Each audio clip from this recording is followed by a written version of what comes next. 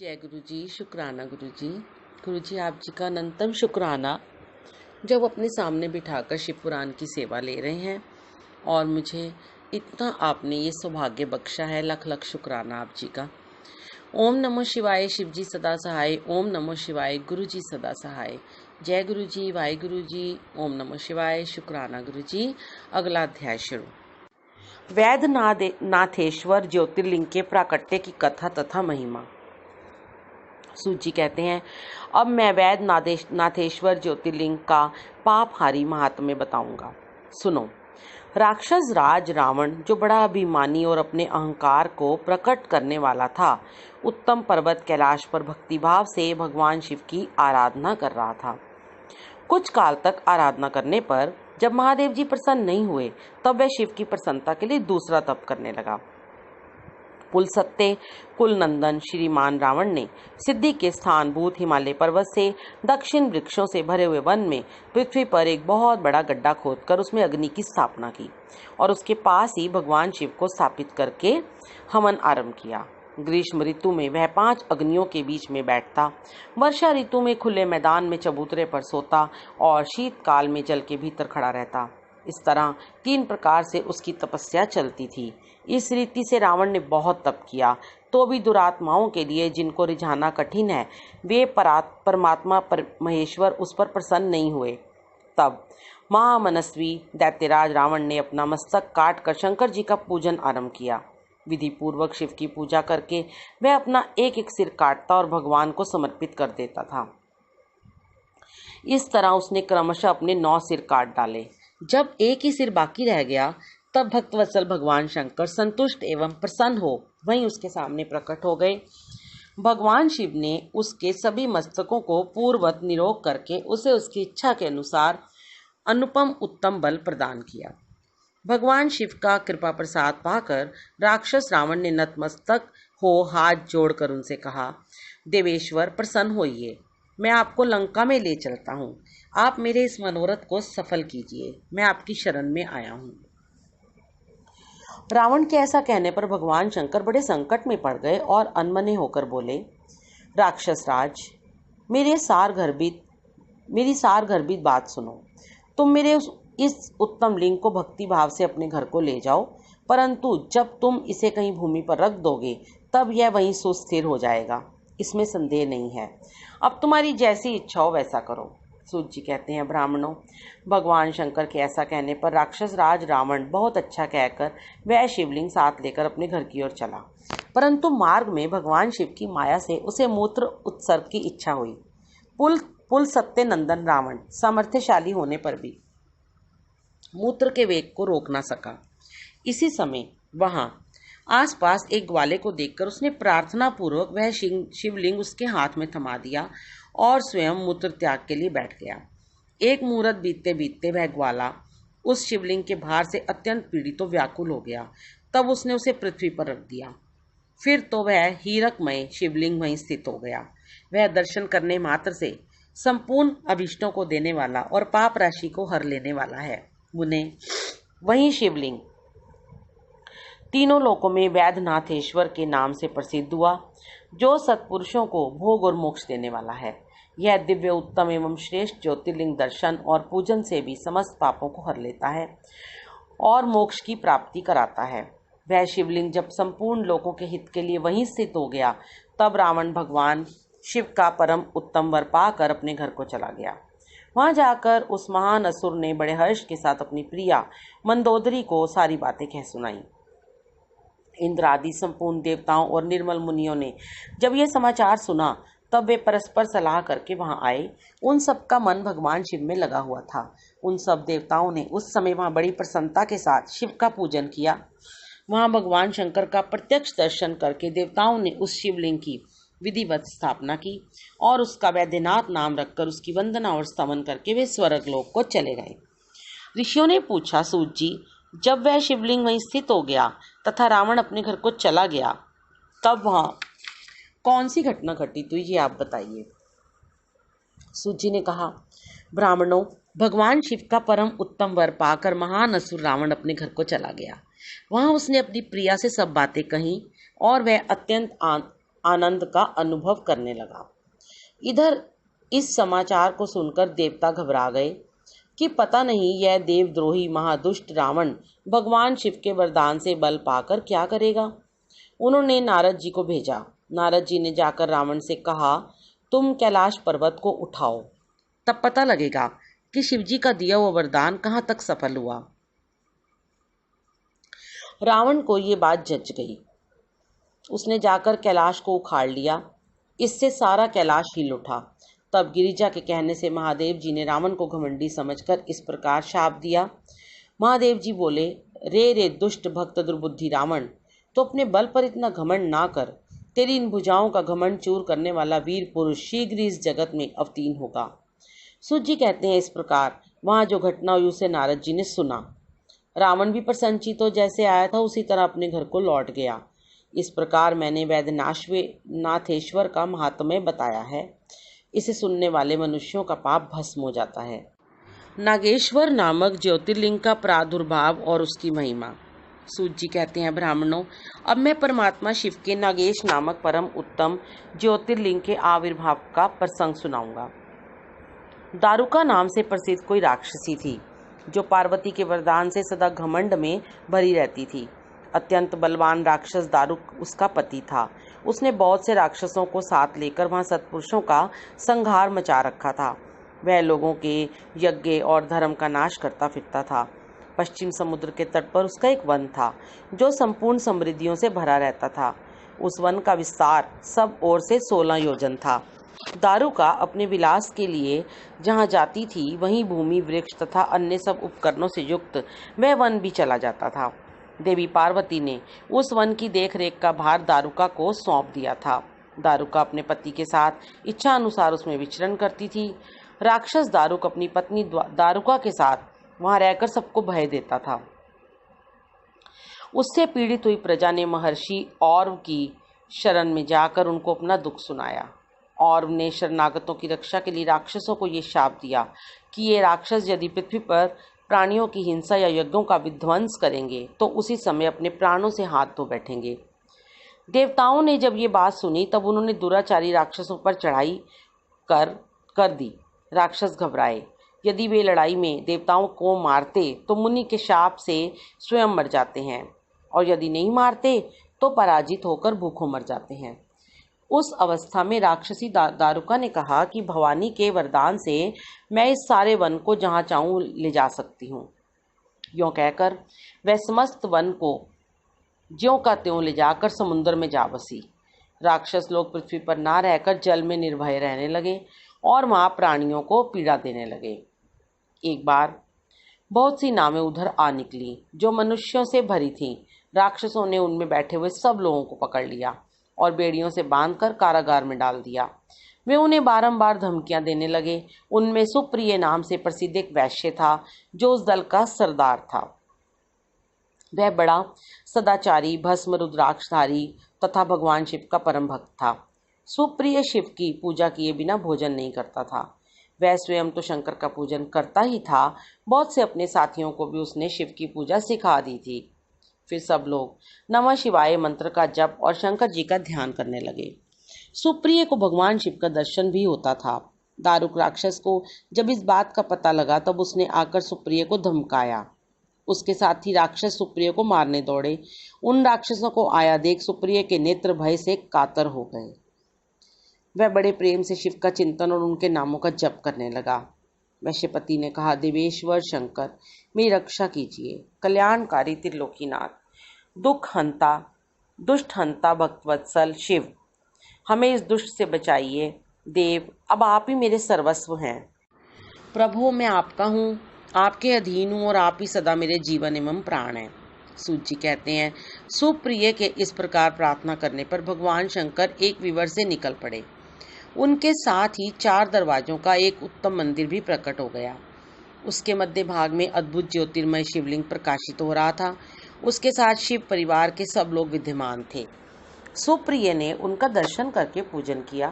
पूजित होने पर भगवान शंभु ने प्रसन्न हो स्वयं पाशु पतास्त्र लेकर प्रधान राक्षसों, उनके सारे उपकरणों तथा सेवकों को भी तत्काल ही नष्ट कर दिया। और उन दुष्ट हंता शंकर ने अपने भक्त सुप्रिय की रक्षा की। तत्पश्चात अद्भुत लीला करने वाले और लीला से ही शरीर धारण करने वाले शंभु ने उस वन को ये वर दिया कि आज से इस वन में सदा ब्राह्मण, क्षत्रिय, वैश्य और शूद्र इन चारों वर्णों के धर्मों का पालन हो। यहाँ श्रेष्ठ मुनि निवास करें और तमोगुणी राक्षस इसमें कभी ना रहें। शिव धर्म के उपदेशक, प्रचारक और प्रवर्तक लोग इसमें निवास करें। सूत जी कहते हैं, इसी समय राक्षसी दारुका ने दीन चित्त से देवी पार्वती की स्तुति की। देवी पार्वती प्रसन्न हो गई और बोली, बताओ तेरा क्या कार्य करूं? उसने कहा, मेरे वंश की रक्षा कीजिए। देवी बोली, मैं सच कहती हूँ, तेरे कुल की रक्षा करूंगी। ऐसा कहकर देवी भगवान शिव से बोली, नाथ, आपकी ये बात युग के अंत में सच्ची होगी, तब तक तामसी सृष्टि भी रहे, ऐसा मेरा विचार है। मैं भी आपकी ही हूँ और आपके ही आश्रय में रहती हूँ, अतः मेरी बात को भी प्रमाणित सत्य कीजिए। यह राक्षसी दारुका देवी है, मेरी ही शक्ति है और राक्षसियों में बलिष्ठ है, अतः यही राक्षसों के राज्य का शासन करे। ये राक्षस पत्नियां जिन पुत्रों को पैदा करेंगी वे सब मिलकर इस वन में निवास करें, ऐसी मेरी इच्छा है। शिव बोले, प्रिय, यदि तुम ऐसी बात कहती हो तो मेरा ये वचन सुनो। मैं भक्तों का पालन करने के लिए प्रसन्नता पूर्वक इस वन में रहूंगा। जो पुरुष यहाँ वर्ण धर्म के पालन में तत्पर हो, प्रेम पूर्वक मेरा दर्शन करेगा, वह चक्रवर्ती राजा होगा। कलयुग के अंत और सतयुग के आरंभ में महासेन का पुत्र वीरसेन राजाओं का भी राजा होगा। यह मेरा भक्त और अत्यंत पराक्रमी होगा और यहाँ आकर मेरा दर्शन करेगा। दर्शन करते ही यहाँ वह चक्रवर्ती सम्राट हो जाएगा।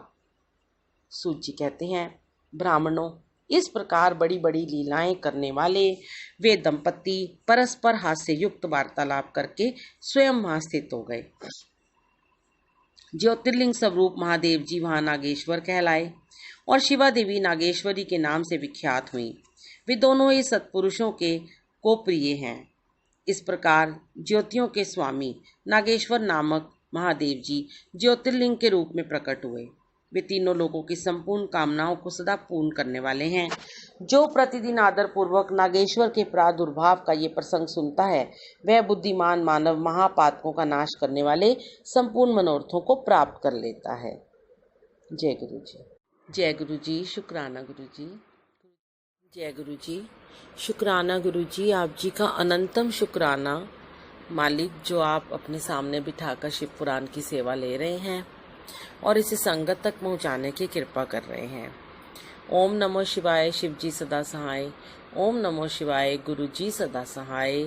जय गुरु जी। वाहे गुरु जी। ओम नमो शिवाय। शुक्राना गुरु जी। अगला अध्याय शुरू। रामेश्वर नामक ज्योतिर्लिंग के आविर्भाव तथा महात्म्य का वर्णन। सूत जी कहते हैं, ऋषियों, अब मैं ये बता रहा हूँ कि रामेश्वर नामक ज्योतिर्लिंग पहले किस प्रकार प्रकट हुआ। इस प्रसंग को तुम आदर पूर्वक सुनो। भगवान विष्णु के राम अवतार में जब रावण सीता जी को हर कर लंका में ले गया, तब सुग्रीव के साथ 18 पद्हे वानर सेना लेकर श्री राम समुद्र तट पर आए। वहां वे विचार करने लगे कि कैसे हम समुद्र को पार करेंगे और किस प्रकार रावण को जीतेंगे। इतने में ही श्री राम को प्यास लगी। उन्होंने जल मांगा और वानर मीठा जल ले आए। श्री राम ने प्रसन्न होकर वह जल ले लिया। तब तक उन्हें स्मरण हो आया कि मैंने अपने स्वामी भगवान शंकर का दर्शन तो किया ही नहीं, फिर ये जल कैसे ग्रहण कर सकता हूँ। ऐसा कहकर उन्होंने उस जल को नहीं पिया। जल रख देने के पश्चात रघुनंदन ने पार्थिव पूजन किया। आवाहन आदि 16 उपचारों को प्रस्तुत करके विधि पूर्वक बड़े प्रेम से शंकर जी की अर्चना की। प्रणाम तथा दिव्य स्त्रोतों द्वारा यत्न पूर्वक शंकर जी को संतुष्ट करके श्री राम ने भक्ति भाव से उनसे प्रार्थना की। श्री राम बोले, उत्तम व्रत का पालन करने वाले मेरे स्वामी देव महेश्वर, आपको मेरी सहायता करनी चाहिए। आपके सहयोग के बिना मेरे कार्य की सिद्धि अत्यंत कठिन है। रावण भी आपका ही भक्त है, वह सबके लिए सर्वथा दुर्जय है, परंतु आपके दिए हुए वरदान से वह सदा दर्प में भरा रहता है। वह त्रिभुवन विजयी महावीर है। इधर मैं भी आपका दास हूँ, सर्वथा आपके अधीन रहने वाला हूँ। सदाशिव, ये विचार कर आपको मेरे प्रति पक्षपात करना चाहिए। सूत जी कहते हैं, इस प्रकार प्रार्थना और बारंबार नमस्कार करके उन्होंने उच्च स्वर से जय शंकर, जय शिव इत्यादि का उद्घोष करते हुए शिव का स्तवन किया। फिर उनके मंत्र के जप और ध्यान में तत्पर हो गए। तत्पश्चात पुनः पूजन करके वे स्वामी के आगे नाचने लगे। उस समय उनका हृदय प्रेम से द्रवित हो रहा था। फिर उन्होंने शिव के संतोष के लिए गाल बजाकर अव्यक्त शब्द किया। उस समय भगवान शंकर उन पर बहुत प्रसन्न हुए और वे ज्योतिर्मय महेश्वर, वाम अंगभूता पार्वती तथा पार्षद गणों के साथ शास्त्रोक्त निर्मल रूप धारण करके तत्काल वहां प्रकट हो गए। श्री राम की भक्ति से संतुष्ट चित होकर महेश्वर ने उनसे कहा, श्री राम, तुम्हारा कल्याण हो, वर मांगो। उस समय उनका रूप देखकर वहां उपस्थित हुए सब लोग पवित्र हो गए। शिव धर्म परायण श्री राम जी ने स्वयं उनका पूजन किया। फिर भांति भांति की स्तुति एवं प्रणाम करके उन्होंने भगवान शिव से लंका में रावण के साथ होने वाले युद्ध में अपने लिए विजय की प्रार्थना की। तब राम भक्ति से प्रसन्न हुए महेश्वर ने कहा, महाराज, तुम्हारी जय हो। भगवान शिव के दिए हुए विजय सूचक वर एवं युद्ध की आज्ञा को पाकर श्री राम ने नतमस्तक हो हाथ जोड़कर उनसे पुनः प्रार्थना की। श्री राम बोले, मेरे स्वामी शंकर, यदि आप संतुष्ट हैं तो जगत के लोगों को पवित्र करने तथा दूसरों की भलाई करने के लिए सदा यहाँ निवास करें। सूत जी कहते हैं, श्री राम के ऐसा कहने पर भगवान शिव वहाँ ज्योतिर्लिंग के रूप में स्थित हो गए। तीनों लोकों में रामेश्वर के नाम से उनकी प्रसिद्धि हुई। उनके प्रभाव से ही अपार समुद्र को अनायास पार करके श्री राम ने रावण आदि राक्षसों का शीघ्र ही संहार किया और अपनी प्रिया सीता को प्राप्त कर लिया। तब से इस भूतल पर रामेश्वर की अद्भुत महिमा का प्रसार हुआ। भगवान रामेश्वर सदा भोग और मोक्ष देने वाले तथा भक्तों की इच्छा पूर्ण करने वाले हैं। जो दिव्य गंगा जल से रामेश्वर शिव को भक्ति पूर्वक स्नान कराता है वह जीवन मुक्त ही है। इस संसार में देव दुर्लभ समस्त भोगों का उपभोग करके अंत में उत्तम ज्ञान पाकर वह निश्चय ही कैवल्य मोक्ष को प्राप्त कर लेता है। इस प्रकार मैंने तुम लोगों से भगवान शिव के रामेश्वर नामक दिव्य ज्योतिर्लिंग का वर्णन किया, जो अपनी महिमा सुनने वालों के समस्त पापों का अपहरण करने वाला है। घुष्मा की शिव भक्ति से उसके मरे हुए पुत्र का जीवित होना, घुष्मेश्वर शिव का प्रादुर्भाव तथा उनकी महिमा का वर्णन। सूत जी कहते हैं, अब मैं घुष्मेश नामक ज्योतिर्लिंग के प्रादुर्भाव का और उसके महात्म्य का वर्णन करूंगा। मुनिवरों, ध्यान देकर सुनो। दक्षिण दिशा में एक श्रेष्ठ पर्वत है जिसका नाम देवगिरी है। वह देखने में अद्भुत तथा नित्य परम शोभा से संपन्न है। उसी के निकट कोई भरद्वाज कुल में उत्पन्न सुधर्मा नामक ब्रह्मवेता ब्राह्मण रहते थे। उनकी प्रिय पत्नी का नाम सुदेहा था। वह सदा शिव धर्म के पालन में तत्पर रहती थी। घर के काम काज में कुशल थी और सदा पति की सेवा में लगी रहती थी। द्विश्रेष्ठ सुधर्मा भी देवताओं और अतिथियों के पूजक थे। वे वेद वर्णित मार्ग पर चलते और नित्य अग्निहोत्र किया करते थे। तीनों काल की संध्या करने से उनकी कांति सूर्य के समान उदीप्त थी। वे वेद शास्त्र के मर्मज्ञ थे और शिष्यों को पढ़ाया करते थे। धनवान होने के साथ ही बड़े दाता थे। सौजन्य आदि सद्गुणों के भाजन थे। शिव संबंधी पूजन आदि कार्य में ही सदा लगे रहते थे। वे स्वयं तो शिव भक्त थे ही, शिव भक्तों से बड़ा प्रेम रखते थे। शिव भक्तों को भी वे बहुत प्रिय थे। यह सब कुछ होने पर भी उनके पुत्र नहीं था। इससे ब्राह्मण को तो दुख नहीं होता था, परंतु उनकी पत्नी बहुत दुखी रहती थी। पड़ोसी और दूसरे लोग भी उसे ताना मारा करते थे। वह पति से बार बार पुत्र के लिए प्रार्थना करती थी। पति उसको ज्ञान उपदेश देकर समझाते थे, परंतु उसका मन नहीं मानता था। अंतत गोतवा ब्राह्मण ने कुछ उपाय भी किया, परंतु वह सफल नहीं हुआ। तब ब्राह्मण ने अत्यंत दुखी हो बहुत हट करके अपनी बहन घुष्मा से पति का दूसरा विवाह करा दिया। विवाह से पहले सुधर्मा ने उसको समझाया कि इस समय तो तुम बहन से प्यार कर रही हो, परंतु जब इसके पुत्र हो जाएगा तब इससे स्पर्धा करने लगोगी। उसने वचन दिया कि मैं बहन से कभी डाह नहीं करूंगी। विवाह हो जाने पर घुष्मा दासी की भांति बड़ी बहन की सेवा करने लगी। सुदेहा भी उसे बहुत प्यार करती रही। घुष्मा अपनी शिव भक्ता बहन की आज्ञा से नित्य 101 पार्थिव शिवलिंग बनाकर विधि पूर्वक पूजा करने लगी। पूजा करके वह निकटवर्ती तालाब में उनका विसर्जन कर देती थी। शंकर जी की कृपा से उसके एक सुंदर, सौभाग्यवान और सद्गुण संपन्न पुत्र हुआ। घुष्मा का कुछ मान बढ़ा। इससे सुदेहा के मन में डाह पैदा हो गई। समय पर उस पुत्र का विवाह हुआ। पुत्र वधू घर में आ गई। अब तो वह और भी जलने लगी। उसकी बुद्धि भ्रष्ट हो गई और एक दिन उसने रात में सोते हुए पुत्र को छुरे से उसके शरीर के टुकड़े टुकड़े करके मार डाला और कटे हुए अंगों को उसी तालाब में ले जाकर डाल दिया जहां घुष्मा प्रतिदिन पार्थिव लिंगों का विसर्जन करती थी। पुत्र के अंगों को उस तालाब में फेंक कर वह लौट आई और घर में सुखपूर्वक सो गई। घुष्मा सवेरे उठकर प्रतिदिन का पूजन आदि कर्म करने लगी। श्रेष्ठ ब्राह्मण सुधर्मा स्वयं भी नित्य कर्म में लग गए। इसी समय उनकी ज्येष्ठ पत्नी सुदेहा भी उठी और बड़े आनंद से घर के कामकाज करने लगी, क्योंकि उसके हृदय में पहले जो ईर्ष्या की आग जलती थी वह बुझ गई थी। प्रातःकाल जब बहू ने उठकर पति की शैया को देखा तो वह खून से भीगी दिखाई दी और उस पर शरीर के कुछ टुकड़े दृष्टिगोचर हुए। इससे उसको बड़ा दुख हुआ। उसने सास घुष्मा के पास जाकर निवेदन किया, उत्तम व्रत का पालन करने वाली आर्य, आपके पुत्र कहाँ गए? उनकी शैया रक्त से भीगी हुई है और उस पर शरीर के कुछ टुकड़े दिखाई देते हैं। हाय, मैं मारी गई। किसने ये दुष्ट कर्म किया है? ऐसा कहकर वह बेटे की प्रिय पत्नी भांति भांति से करुण विलाप करती हुई रोने लगी। सुधर्मा की बड़ी पत्नी सुदेहा भी उस समय हाय मैं मारी गई ऐसा कहकर दुख में डूब गई। उसने ऊपर से तो दुख किया, परंतु मन ही मन वह हर्ष से भरी हुई थी। घुष्मा भी उस समय उस वधू के दुख को सुनकर अपने नित्य पार्थिव पूजन के व्रत से विचलित नहीं हुई। उसका मन बेटे को देखने के लिए तनिक भी उत्सुक नहीं हुआ। उसके पति की भी ऐसी ही अवस्था थी। जब तक नित्य नियम पूरा नहीं हुआ तब तक उन्हें दूसरी किसी बात की चिंता नहीं हुई। दोपहर को पूजन समाप्त होने पर घुष्मा ने अपने पुत्र की भयंकर शैया पर दृष्टिपात किया, तथापि उसने मन में किंचित मात्र भी दुख नहीं माना। वह सोचने लगी, जिन्होंने ये बेटा दिया था वे ही इसकी रक्षा करेंगे। वे भक्त प्रिय कहलाते हैं, काल के भी काल हैं और सत्पुरुषों के आश्रय हैं। एकमात्र वे प्रभु सर्वेश्वर शंभु ही हमारे रक्षक हैं। वे माला गूंथने वाले पुरुष की भांति जिनको जोड़ते हैं उनको अलग भी करते हैं। अतः अब मेरे चिंता करने से क्या होगा? इस तत्व का विचार करके उसने शिव के भरोसे धैर्य धारण किया और उस समय दुख का अनुभव नहीं किया। वह पूर्ववत पार्थिव शिवलिंगों को लेकर स्वस्थ चित्त से शिव के नामों का उच्चारण करती हुई उस तालाब के किनारे गई।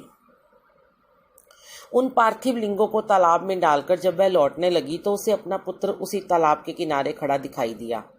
सूत जी कहते हैं, ब्राह्मणों, उस समय वहां अपने पुत्र को जीवित देखकर उसकी माता घुष्मा को ना तो हर्ष हुआ और ना विषाद। वह पूर्ववत स्वस्थ बनी रही। इसी समय उस पर संतुष्ट हुए ज्योति स्वरूप महेश्वर शिव शीघ्र ही उसके सामने प्रकट हो गए। शिव बोले, सुमुखी, मैं तुम पर प्रसन्न हूँ, वर मांगो। तेरी दुष्टा सौत ने इस बच्चे को मार डाला था, अतः मैं उसे त्रिशूल से मारूंगा। सूत जी कहते हैं, तब घुष्मा ने शिव को प्रणाम करके उस समय ये वर मांगा, नाथ, ये सुदेहा मेरी बड़ी बहन है, अतः आपको इसकी रक्षा करनी चाहिए। शिव बोले, उसने तो बड़ा भारी अपकार किया है, तुम उस पर उपकार क्यों करती हो? दुष्ट कर्म करने वाली सुदेहा तो मार डालने के ही योग्य है। घुष्मा ने कहा, देव, आपके दर्शन मात्र से पातक नहीं ठहरता। इस समय आपका दर्शन करके उसका पाप भस्म हो जाए। जो अपकार करने वालों पर भी उपकार करता है उसके दर्शन मात्र से पाप बहुत दूर भाग जाता है। प्रभो, यह अद्भुत भगवत वाक्य मैंने सुन रखा है, इसलिए सदाशिव जिसने ऐसा को कर्म किया है वही करे। मैं ऐसा क्यों करूं? मुझे तो बुरा करने वाले का भी भला ही करना है। सूत जी कहते हैं, घुष्मा के ऐसा कहने पर दया सिंधु भक्तवत्सल महेश्वर और भी प्रसन्न हुए तथा इस प्रकार बोले, घुष्मे, तुम कोई और भी वर मांगो, मैं तुम्हारे लिए हितकर वर अवश्य दूंगा, क्योंकि तुम्हारी इस भक्ति से और विकार शून्य स्वभाव से मैं बहुत प्रसन्न हूँ। भगवान शिव की बात सुनकर घुष्मा बोली, प्रभु, यदि आप वर देना चाहते हैं तो लोगों की रक्षा के लिए सदा यहाँ निवास कीजिए और मेरे नाम से ही आपकी ख्याति हो। तब महेश्वर शिव ने अत्यंत प्रसन्न होकर कहा, मैं तुम्हारे ही नाम से घुष्मेश्वर कहलाता हुआ सदा यहाँ निवास करूंगा और सबके लिए सुखदायक होऊंगा। मेरा शुभ ज्योतिर्लिंग घुष्मेश नाम से प्रसिद्ध हो। यह सरोवर शिवलिंगों का आलय हो जाए और इसीलिए इसकी तीनों लोकों में शिवालय नाम से प्रसिद्धि हो। यह सरोवर सदा दर्शन मात्र से संपूर्ण अभीष्टों का देने वाला हो। सुव्रते, तुम्हारे वंश में होने वाली 101 पीढ़ियों तक ऐसे ही श्रेष्ठ पुत्र उत्पन्न होंगे, इसमें संशय नहीं है। वे सबके सब सुंदरी स्त्री, उत्तम धन और पूर्ण आयु से संपन्न होंगे, चतुर और विद्वान होंगे, उदार तथा भोग और मोक्ष रूपी फल पाने के अधिकारी होंगे। 101 पीढ़ियों तक सभी पुत्र गुणों में बड़े चढ़े होंगे। तुम्हारे वंश का ऐसा विस्तार बड़ा शोभादायक होगा। ऐसा कहकर भगवान शिव वहां ज्योतिर्लिंग के रूप में स्थित हो गए। उनकी घुश्मेश नाम से प्रसिद्धि हुई और उस सरोवर का नाम शिवालय हो गया। सुधर्मा, घुष्मा और सुदेहा तीनों ने आकर तत्काल उस शिवलिंग की 101 दक्षिणाव्रत परिक्रमा की। पूजा करके परस्पर मिलकर मन का मैल दूर करके वे सब वहां बड़े सुख का अनुभव करने लगे। पुत्र को जीवित देख सुदेहा बहुत लज्जित हुई और पति तथा घुष्मा से क्षमा प्रार्थना करके उसने अपने पाप के निवारण के लिए प्रायश्चित किया। मुनीश्वरों, इस प्रकार वह घुष्मेश्वर लिंग प्रकट हुआ। उसका दर्शन और पूजन करने से सदा सुख की वृद्धि होती है। ब्राह्मणों, इस तरह मैंने तुमसे 12 ज्योतिर्लिंगों की महिमा बताई। ये सभी लिंग संपूर्ण कामनाओं के पूरक तथा भोग और मोक्ष देने वाले हैं। जो इन ज्योतिर्लिंगों की कथा को पढ़ता और सुनता है वह सब पापों से मुक्त हो जाता तथा भोग और मोक्ष पाता है। 12 ज्योतिर्लिंगों के महात्म्य की समाप्ति। ये अध्याय समाप्त हुआ। जय गुरु जी, शुक्राना गुरु जी, जय गुरु जी। जय गुरु जी, शुक्राना गुरु जी, आप जी का अनंतम शुक्राना मालिक, जो आप अपने सामने बिठाकर शिव पुराण की सेवा ले रहे हैं और इसे संगत तक पहुंचाने की कृपा कर रहे हैं।